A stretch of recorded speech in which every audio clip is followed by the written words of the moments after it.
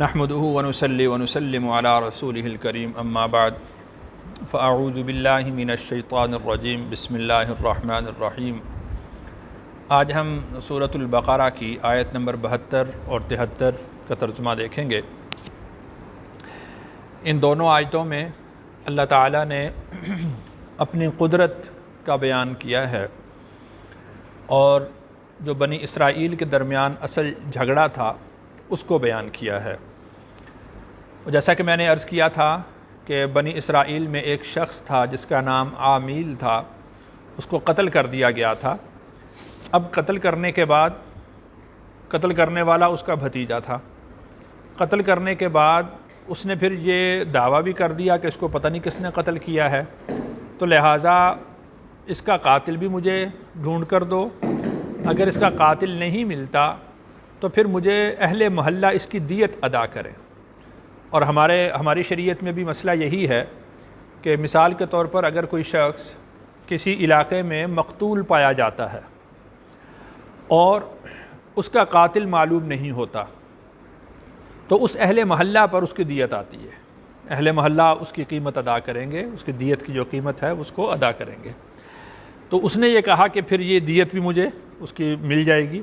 تو اس طرح سے وہ دونوں طرح سے یعنی لالچ کر رہا تھا کہ دونوں طرح سے اس کو پیسے مل جائیں، اس کو مال مل جائے، وراثت بھی مل جائے گی اور دیت بھی مل جائے گی۔ اس کو اللہ تعالیٰ نے بیان فرمایا۔ واو کا مطلب اور، اس کا مطلب جب، یعنی اس کا مطلب یہ ہے کہ اور یاد کرو اس وقت کو کہ جب قتلتم کا مطلب تم نے قتل کیا، یہ جمع کا صیغہ ہے اور جمع حاضر کا صیغہ ہے، جمع مذکر حاضر کا صیغہ ہے۔ قتلتم جب تم نے قتل کیا، وَإِذْ قتلتم جب تم نے قتل کیا، نفساً ایک شخص کو۔ اس میں یہ بات سمجھ لیں کہ جب اس کے اوپر تنوین آتی ہے، یہ ایک تو یہ علامت ہوتی ہے کہ یہ اسم ہے، اور دوسرا اس کا مطلب یہ ہوتا ہے کہ یہ اسم نکرہ ہے، یعنی کوئی شخص، یعنی جب تم یاد کرو اس وقت کو کہ جب تم نے ایک شخص کو قتل کیا، یعنی اب وہ متعین نام نہیں لیا جا رہا، تو یوں کہا جا رہا ہے کہ تم نے ایک شخص کو قتل کیا تھا۔ فَادَّارَأْتُمْ فِيهَا، فا کا مطلب پھر، اِدَّارَأْتُمْ فِيهَا تم الزام دھرنے لگے اس کا،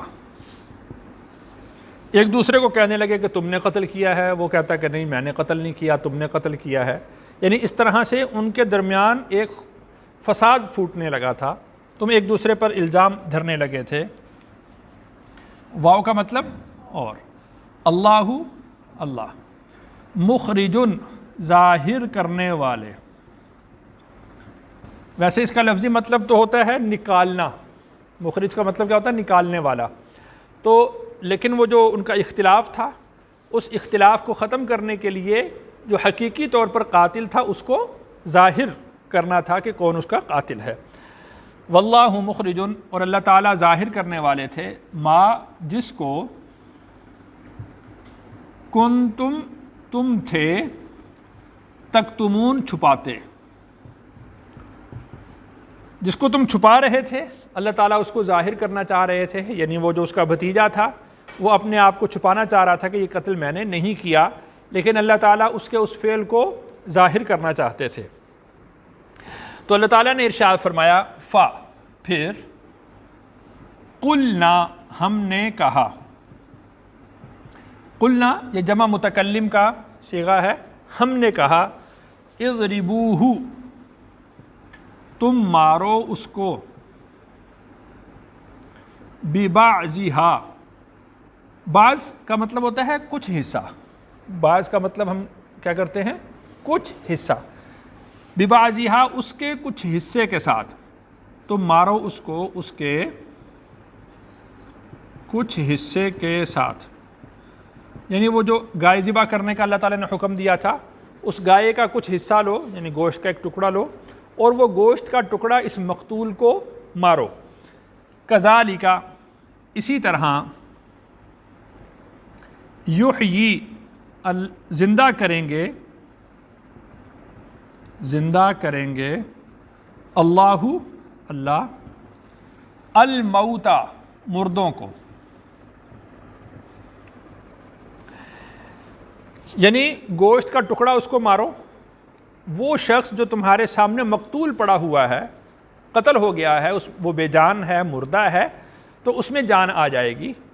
اور اس طرح ہی ہوا کہ انہوں نے اس کو گوشت کا ٹکڑا مارا، وہ اٹھ کر بیٹھا اور اس نے اپنے قاتل کا پتہ بتلایا اور اس کے بعد دوبارہ اس پر موت طاری ہو گئی۔ تو اللہ تعالیٰ نے ارشاد فرمایا کذالک یحیی اللہ الموتى، اسی طرح اللہ تعالیٰ مردوں کو زندہ کریں گے۔ تم اللہ کی اس نشانی کو، اللہ کی اس قدرت کو اپنی آنکھوں سے دیکھ رہے ہو کہ کس طرح تمہارے سامنے ایک مقتول وہ اٹھ کر بیٹھ گیا اور اس نے کلام بھی کیا اور اس نے پتہ بھی بتلایا کہ مجھے کس نے قتل کیا ہے، اور اس کے بعد دوبارہ اس پر موت طاری ہو گئی۔ تو قیامت کے دن یعنی یہاں تو ایک سبب اختیار کیا گیا کہ گائے کا گوشت کا ٹکڑا اس کو مارا گیا، تو قیامت کے دن اللہ تعالیٰ ایک اور سبب اختیار کریں گے دوبارہ زندہ کرنے کا۔ وہ کیا ہوگا؟ حضرت اسرافیل علیہ السلام ایک سور پھونکیں گے۔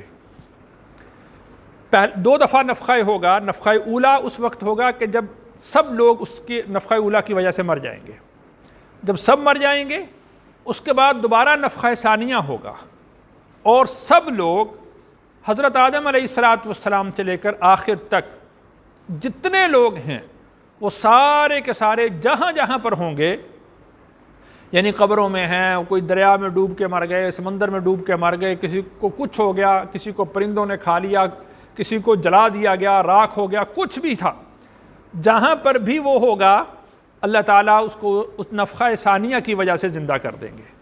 تو اللہ تعالیٰ کے لیے یہ کوئی مشکل نہیں ہے۔ کذالک یحیی اللہ الموتى، اسی طرح اللہ تعالیٰ مردوں کو زندہ کریں گے۔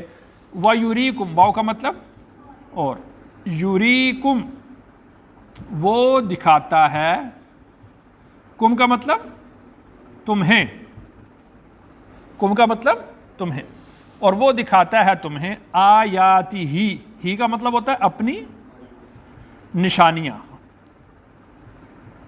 یعنی اللہ تعالیٰ اپنی قدرت کی نشانیاں دکھاتے ہیں۔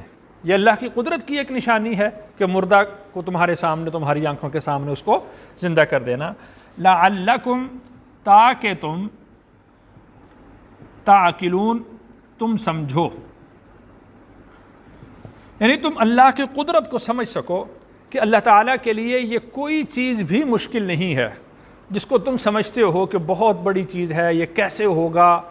مشرکین مکہ وہ رسول اللہ صلی اللہ علیہ وسلم کے سامنے یہ اعتراض کیا کرتے تھے کہ جب ہم مٹی میں مل جائیں گے، ہماری ہڈیاں بوسیدہ ہو جائیں گی، تو پھر ہمیں کیسے زندہ کیا جائے گا؟